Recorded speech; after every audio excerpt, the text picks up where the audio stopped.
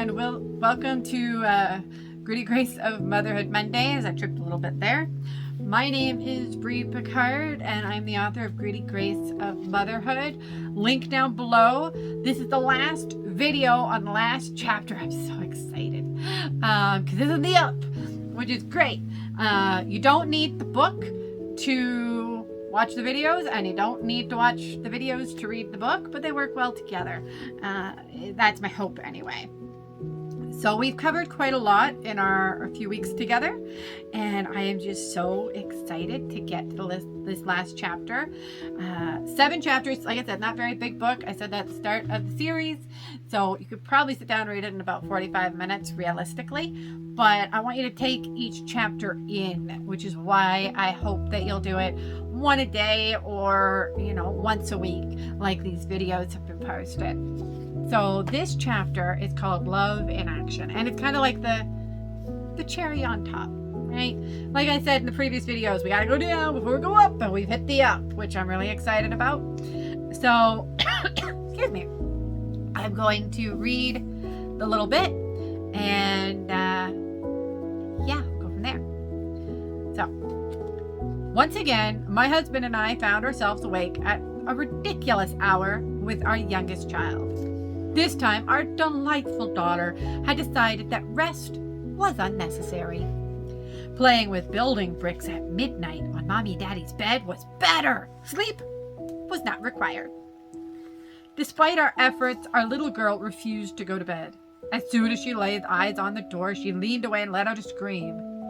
Nothing was wrong with the door.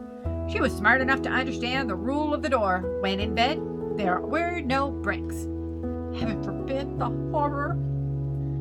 Being annoyed was not the best course of action, so I played with my little girl. Bricks are everything to this child. With me beside her, she built her, whatever it was, in peace. After a bit, I plucked the topmost brick off her tower and held it up.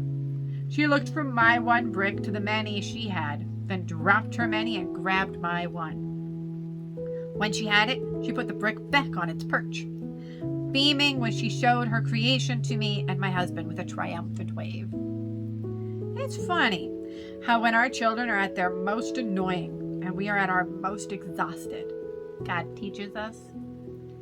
Some might think this is about valuing what we have and not desiring what others possess. But God revealed a different lesson to me that night.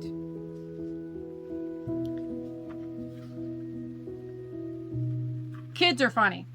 And I love the, I don't know if it's still shown. You probably can find the YouTube video somewhere, but the kids say the darndest thing, right? They do the darndest things too. I mean, my daughter, she is an absolute ham. She has facial expressions, I swear, that would make Jim Carrey weep. She can morph her face. It's just so funny and so adorable. But when it's, 2 o'clock at night, it's not so adorable. And at that time, I was exhausted. I got 3 other kids. I know I'm going to have to get up during the day. It was exhausting. But in that moment, I so clearly remember her holding up her prized possession. And those of you who know your Bible probably understand the reference that I'm alluding to here in the book. And that is leaving the many for the one. That is leaving those that are sheltered and safe and are okay and going and getting that one sheep. Or the coin. There's the other part of the parable is the coin. Is the woman scouring for her lost single coin. And sometimes we feel out of our depth. We feel like we're hanging like the brick. And it's just, we're out in the open. We're out in the air. We have no shelter, no the word I'm looking for escapes me, but no safety. None of that.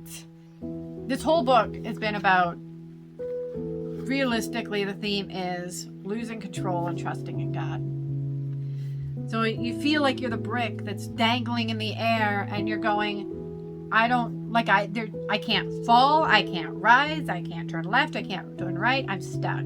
And there's nothing I can do about it.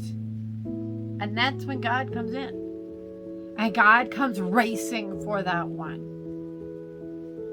And that is when you know that he is the one that is ultimately in control.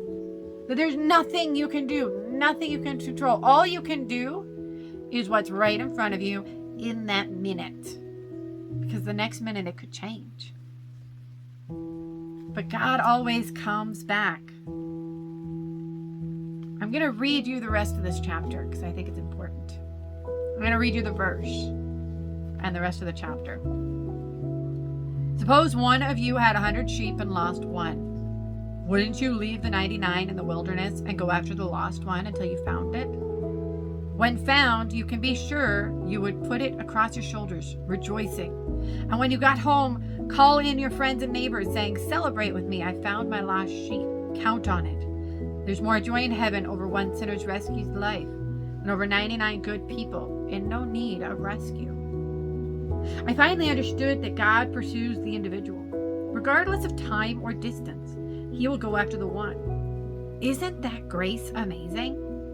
And did you notice something else? That sheep is being carried. Jesus doesn't expect that sheep to get from one point to the other. He takes the weight. He expands the energy. We simply trust and allow him control. He sees the path and will protect us until we are home. Are you feeling lost, Mama? Are you feeling tired? Do you think God neglects you while blessing others? Do you feel like that one brick dangling in the air, ripped apart from everyone else? Are you desperate to be safe and secure? I've got wonderful news for you, Mama. God's got you. There is no place far enough that God cannot find you and carry you back home. I promise you that if you can't see him, it's because you haven't turned around.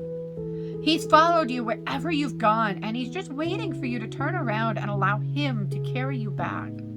He'll handle your constant questions and doubting thoughts, silence your loud storms and cry with you, show you his view of you, and handle your children with grace and love.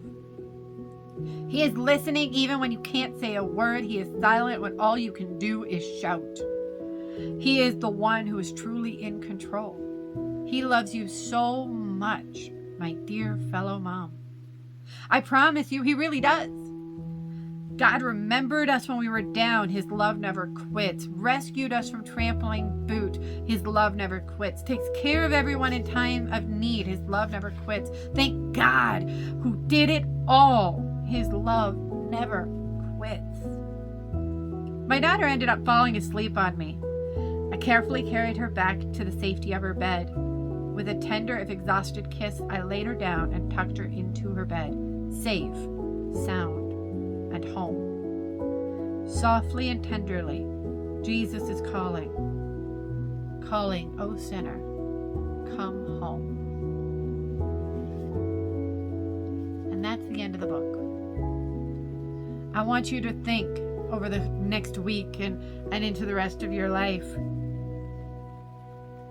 What areas are you so desperate to control that you are so trapped you can't even turn around? Because God's the only one. God is the only one who has control.